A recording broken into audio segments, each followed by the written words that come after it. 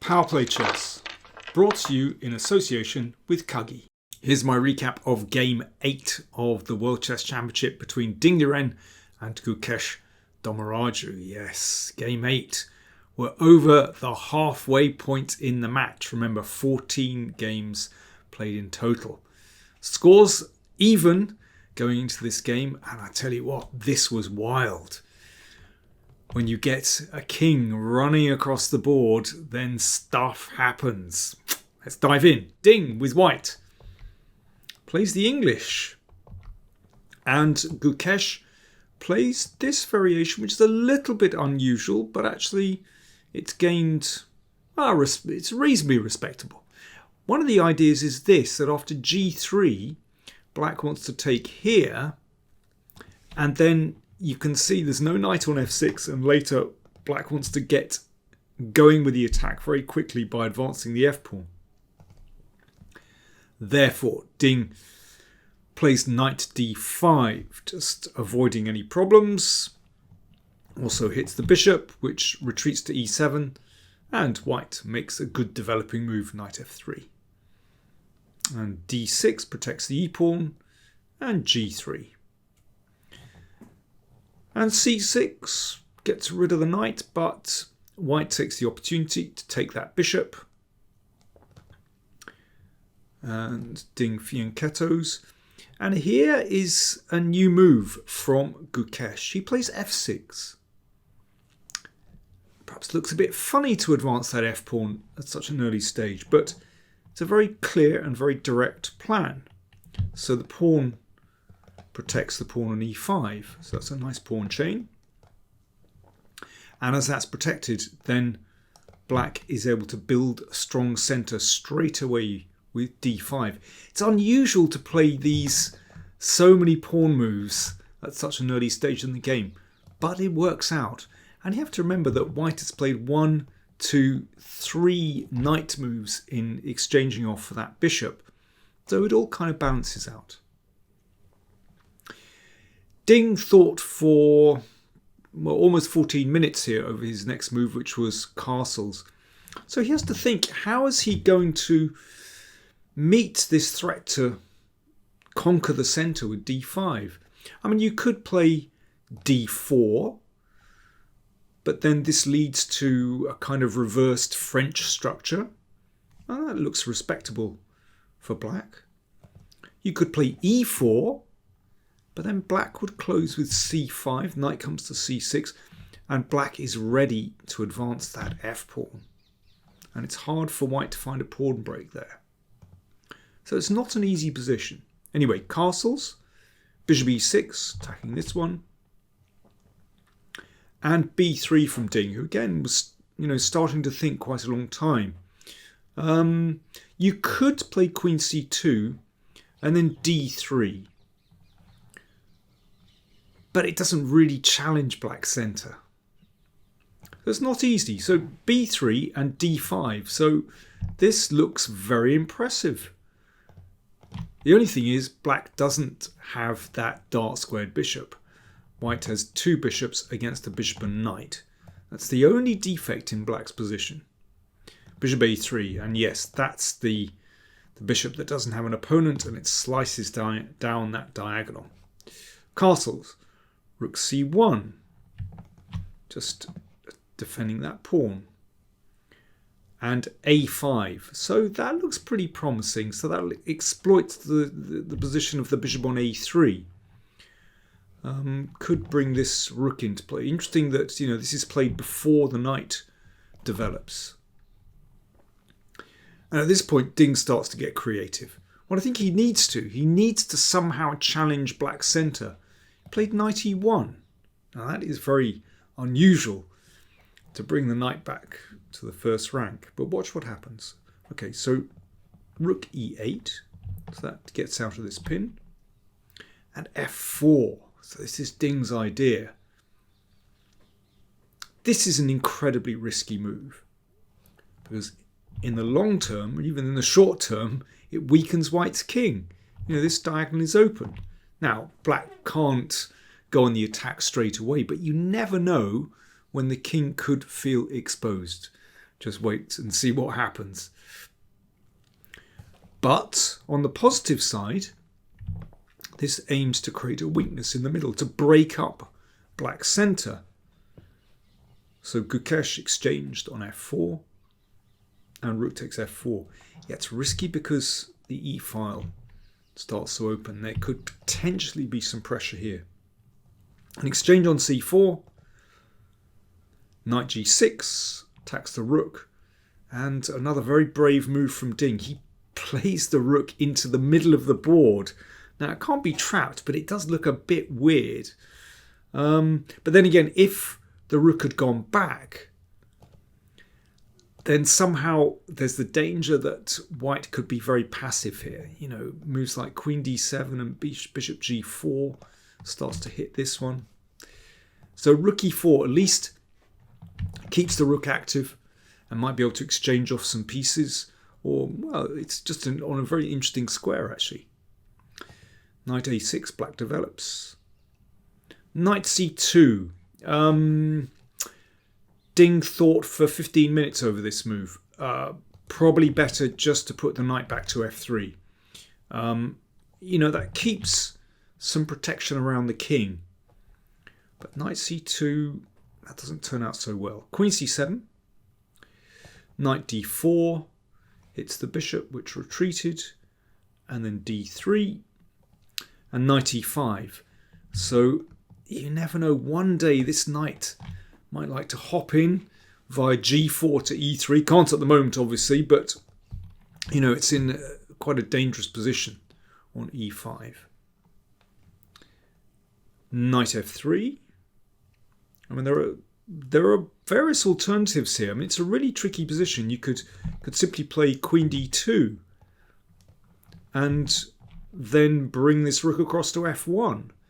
And then that makes use of this knight, actually. But knight f3 played. Again, lots of alternatives here. But knight d7 played.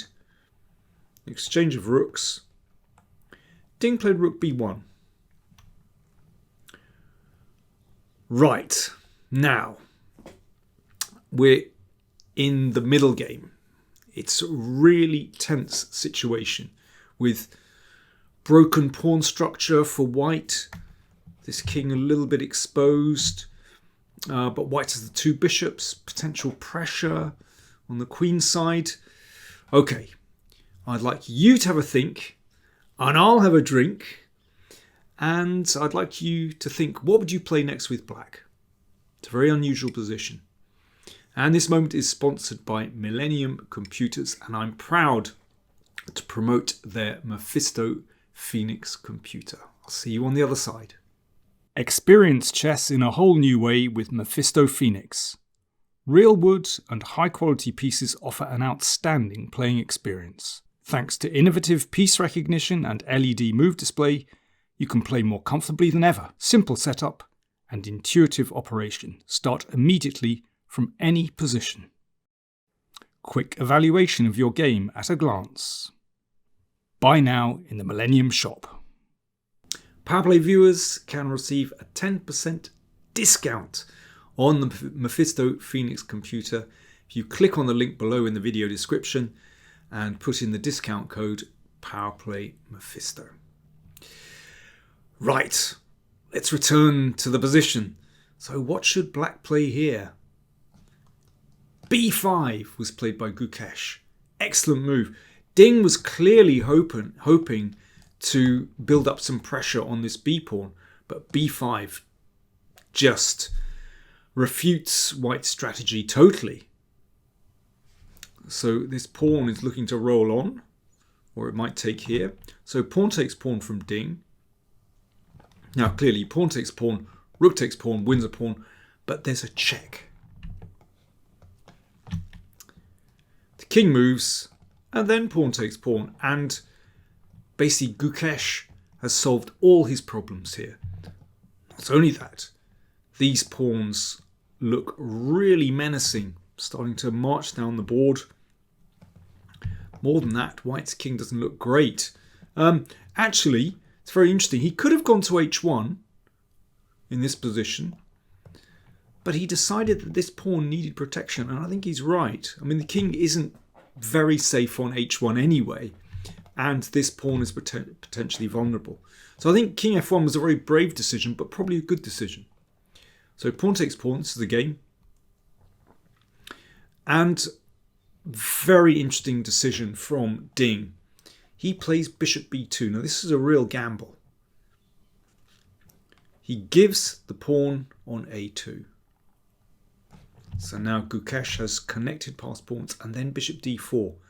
So this is another critical moment in the game. This is actually another think and drink moment because black needs to decide what to do about the threat to the queen. Well, if you move, I don't know, this way, queen e6, then rook takes b5 and white is fine. Notice in this position, look, that e-pawn is protected by king and queen. White gets away with it. Okay, so you've got to keep hold of this pawn.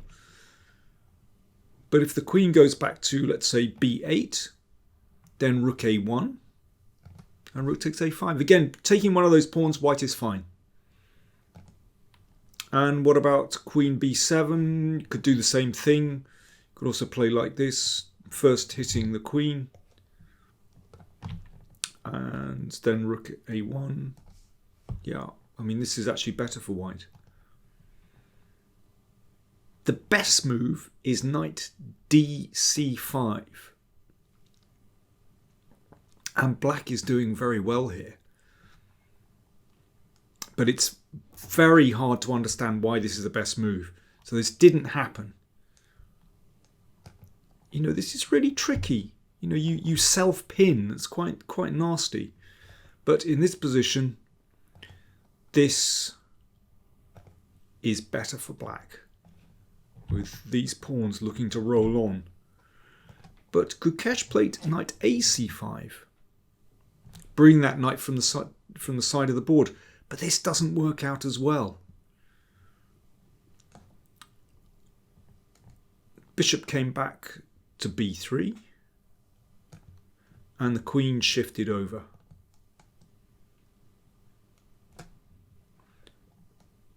Bishop e6, and queen f2. I mean, there were alternatives for black along the way there, which were probably better. I mean, I would point out in this position, b4. I mean, this is very strange. And then playing b3 and locking that bishop in. It's not a very human way to play the position. The computer thinks this is okay for black. But I think I would be very reluctant to play in this way. It looks very weird to me. And in this position, instead of bishop e6, a4. And apparently black is all right here, but I mean, again, it looks very strange to allow the queen in here. Anyway, listen, these are all very computery suggestions. Gukesh played like this, which looks absolutely normal, to guard that knight. But of course, this pin is unpleasant, and Ding came up with an excellent move here. Bishop e3. So you can see there's a pin here, there's a pin here. And Ding just wants to play d4, attacking the knight, and the rook is undefended.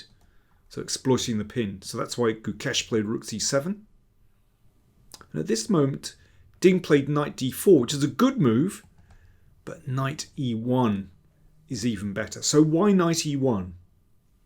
Well, I would like to play d4 in this position, and then when the knight moves, d5. Some kind of double attack. Problem is knight e4. Hits this one, and black is actually winning that position. The best move is knight e1. So that covers the e4 square. So d4 is a clear threat. Knight moves and then d5. And this is just very difficult. You could play bishop f7, so that avoids a hit here. Bishop f4 hits that one.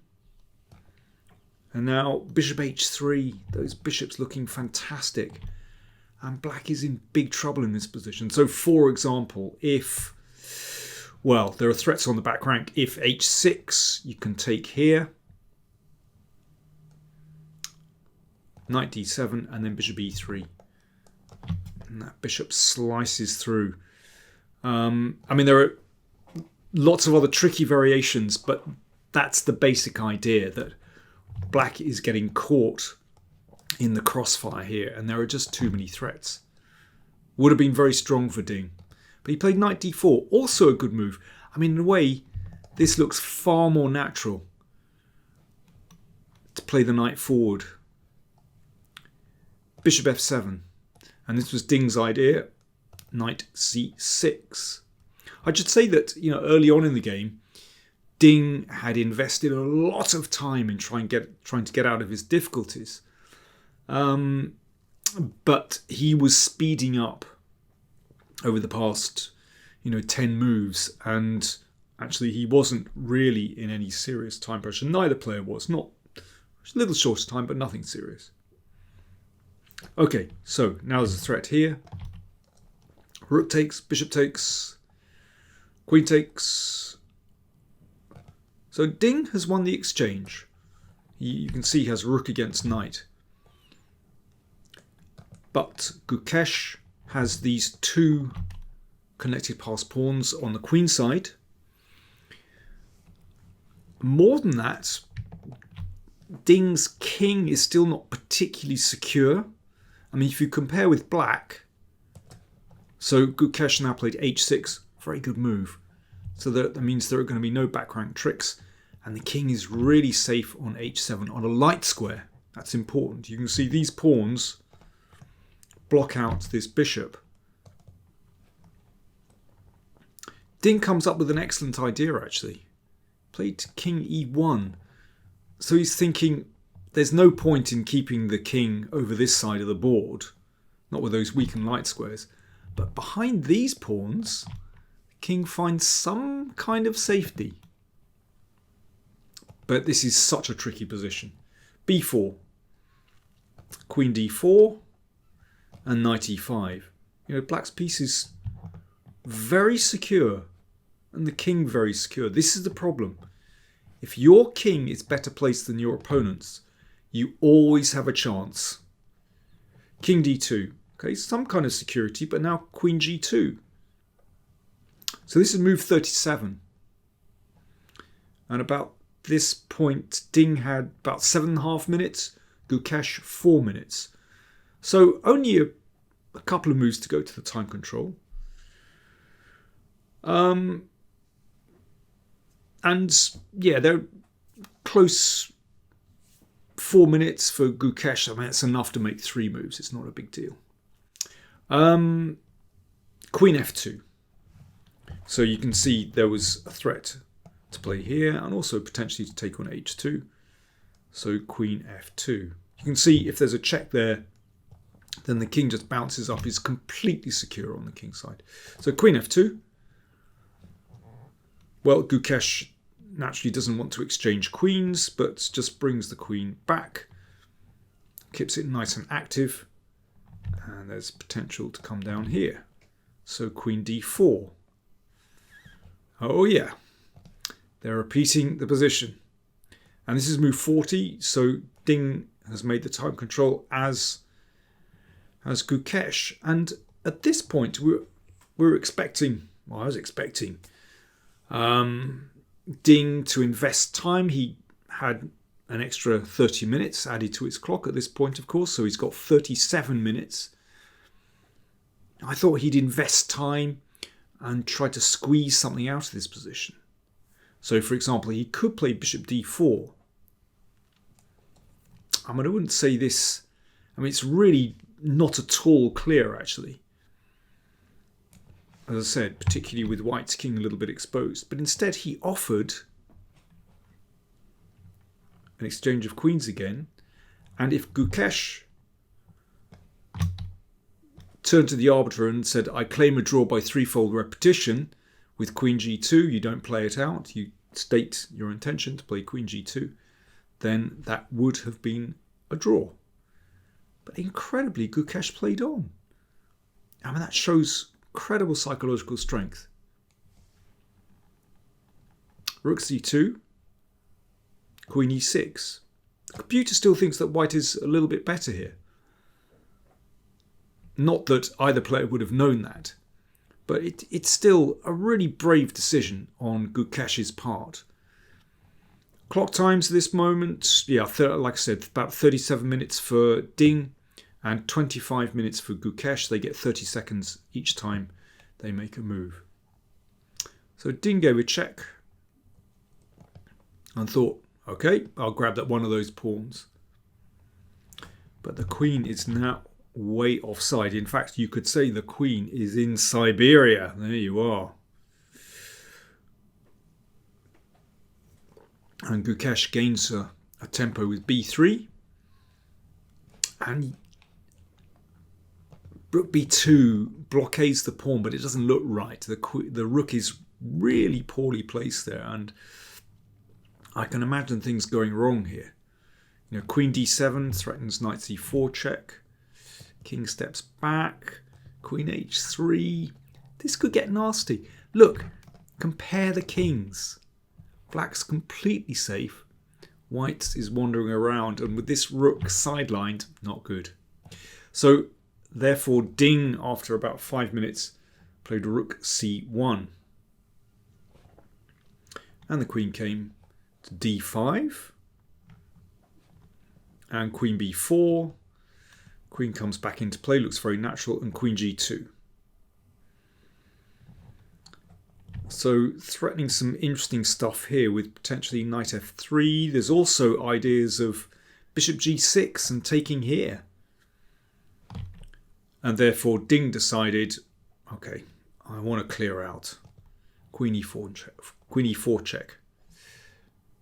Forces a queen exchange. And now it's a forced draw. I mean, if white had a chance to play bishop d4 and control this pawn, you could play on here. But b2 threatens the rook, which goes in front of the pawn. And here's the trick. Bishop a2 forces rook takes b2, and then knight c4 check with a fork. And here they agree to draw. So white would just recapture the knight, and then the bishop drops back to e6. And you can see that is a complete draw. Bishops of opposite colour, and all the pawns on one side of the board. There's no more play there, so a draw is a fair result. Well, I thought that was a tremendous game, actually. A tremendous fight where neither player really quite got on top. Gukesh was threatening to with b5 and certainly stood well. But very quickly, Ding turned it around with this idea. And this is such a difficult position, and Gukesh got it wrong. And then, well, Ding missed a chance, but this was such a complicated game. Yeah, this was, I think, Ding's big moment where instead of knight d4 and I think knight e1 did look very strong, but a weird backwards knight move. In fact, it's curious that this knight move was very strong, and then we had exactly this knight move in the opening as well with knight e1. A very strange game. And both sides had chances, but draw in the end, a fair result. So there we go. After 8 games, the scores are still level. See you for game 9 tomorrow.